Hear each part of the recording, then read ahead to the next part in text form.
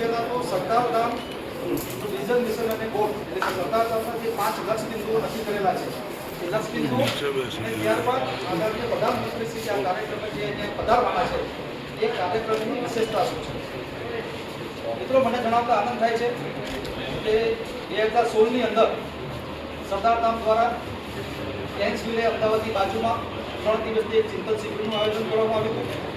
એ ચિંતન શિબિરની અંદર પાટીદાર સમાજના તમામ ક્ષેત્રના અગ્રણીઓ ઉપસ્થિત થઈને આગામી 10 વર્ષની અંદર સરદારધામ પાટીદાર સમાજ માટે, પાટીદાર સમાજના યુવાનો માટે શું શું કાર્યવાહી કરી શકે, તો શું કરવું જોઈએ એનો આખો એક રોડમેપ તૈયાર કરવામાં આવ્યો.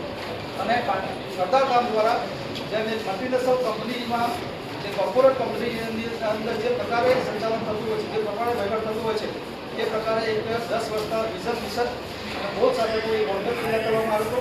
અને એની અંદર 5 લક્ષ બિંદુ નક્કી કરવામાં આવ્યા હતા. સૌથી પહેલું લક્ષ બિંદુ પાટીદાર સમાજના જરૂરિયાતમંદ અને તેજસ્વી દીકરા દીકરીઓને પ્લેટફોર્મ પૂરું પાડવા માટે તમામ પ્રકારની સુવિધાઓ સાથેનું અદ્યતન 10,000 દીકરા દીકરીઓ રહી શકે તેવું પરવડે તેવું છાત્રાલય કમ ઇન્સ્ટિટ્યૂટનું નિર્માણ કરવું. મિત્રો, હું જરૂરિયાતમંદ અને તેજસ્વી એટલા માટે કહું છું કે પાટીદાર સમાજની અંદર હાલ પણ એવા કેટલાય પરિવારો છે, એવા કેટલાય તેજસ્વી વિદ્યાર્થીઓ છે કે જે લોકોને એક ઇન્ટરનલ ફાયર છે, એક આગ છે, એમને કંઈક કરવું છે, જીવનમાં કંઈક આગળ વધવું છે, શ્રેષ્ઠ કામગીરીને પોતાની કાબિલિયત પુરવાર કરવી છે, પરંતુ એમને નાણાકીય અભાવના કારણે અથવા તો પ્લેટફોર્મ નહીં હોવાના કારણે અથવા તો સમજ નહીં અથવા તો સૂઝ નહીં હોવાના કારણે, દિશા નહીં હોવાના કારણે એ ક્યાંક ને ક્યાંક એમનો વિકાસ અટકી જતો હોય છે, એમને કારકિર્દી રોડાઈ જતી હોય છે, એમને જીવનમાં અંધકાર આવી જતો હોય છે.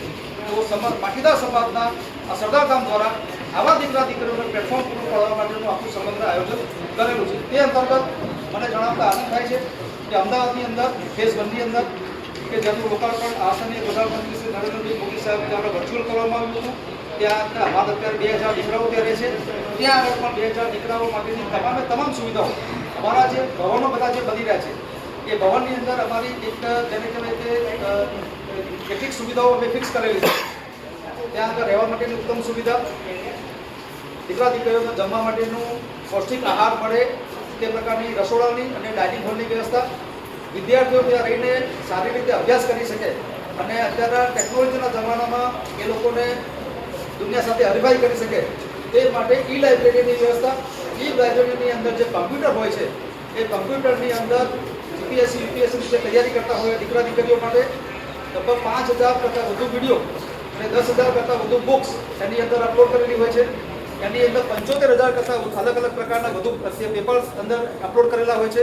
એટલે આ પ્રકારની અદ્યતન ઈ લાઇબ્રેરી હોય છે. ત્યાં ફિઝિકલ લાઇબ્રેરીનું પણ પ્રોવિઝન હોય છે.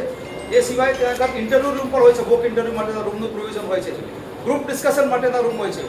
વિદ્યાર્થીઓ ત્યાં આગળ પોતાનું સ્વસ્થ શરીર રાખી શકે અને યોગા કરી શકે એના માટે જિમ્નેશિયમ અને યોગા હોલનું પણ પ્રોવિઝન છે. દીકરા દીકરીઓને દર મહિને મોટિવેટ કરવા માટે અને એ લોકો જીવનમાં ખૂબ આગળ વધી શકે એના માટે મોટિવેશન પ્રોગ્રામ રાખવા માટેના હોલનું પણ પ્રોવિઝન હોય છે. અને બીજી અનેક સુવિધાઓ કે જે દીકરા દીકરીઓના સર્વાંગી વિકાસ માટેની ત્યાં આગળ પ્રોવિઝન હોય છે, જેની અંદર જીપીબીઓ માટેના હોલનું પ્રોવિઝન હોય છે, ગ્લોબલ પાટીદાર બિઝનેસ ઓર્ગેનાઇઝેશન.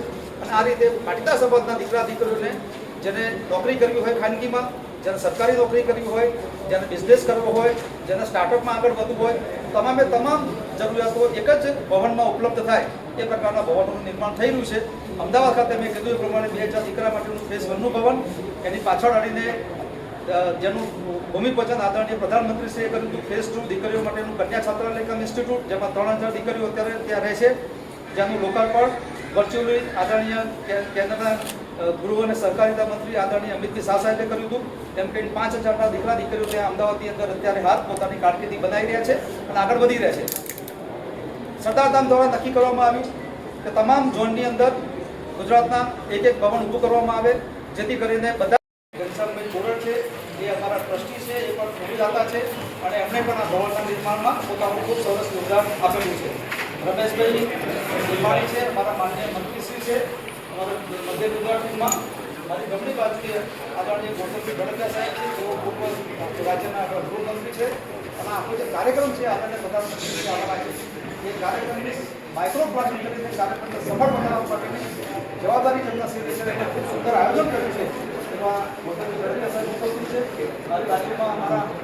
ગામના માનદ મંત્રી આદરણીય ચાર્ટર્ડ એકાઉન્ટન્ટ વિજય પટેલ સાહેબ છે કે અમારા સરદાર ગામનું એકાઉન્ટિંગનું અને અમારું FCRA એથી માંડીને તમામ જે બાબતો છે એનું ખૂબ સારી રીતે સંચાલન કરે છે.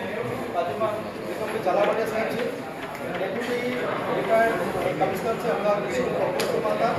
અમારા ત્યાં આગળ સીએમઆઈ કામ કરે છે, સિવિલ સર્વિસ સેક્ટર જે ચાલે છે ત્યાં સરદાર ગામની અંદર એના એ માર્ગદર્શક છે. મીના સાહેબની સાથે ખૂબ સારા પરિણામો એમના મળી રહ્યા છે. એમાં નવા દાતા અમારા મિત્રો તૈયાર થાય છે. પાછળવાળી આખી મધ્ય ગુજરાતની ટીમ બેઠેલી છે. જોડે ચાલવાથી બધા ખૂબ મોટા પ્રમાણના દાતાઓ છે. બધા મોટી દાતા આપણા સિવિલ સર્વિસ સેક્ટરનું નામકરણ થયું એના દાતા બહુ પરિવાર પણ આ સાથે આજની બધી મહત્વપૂર્ણ ખબરો પૂર્ણ થાય છે. તમે જોઈ રહ્યા હતા બરોડા આજતક લાઈવ, વિશ્વાસપાત્ર સમાચારનો વિશ્વસનીય સ્ત્રોત. હું છું રવિન્દ્ર. આપ સૌનો દિલથી આભાર. વડોદરા અને આસપાસની દરેક મહત્વપૂર્ણ અપડેટ માટે જોડાયેલા રહો અમારી સાથે. ફરી મળીએ નવી ખબર સાથે.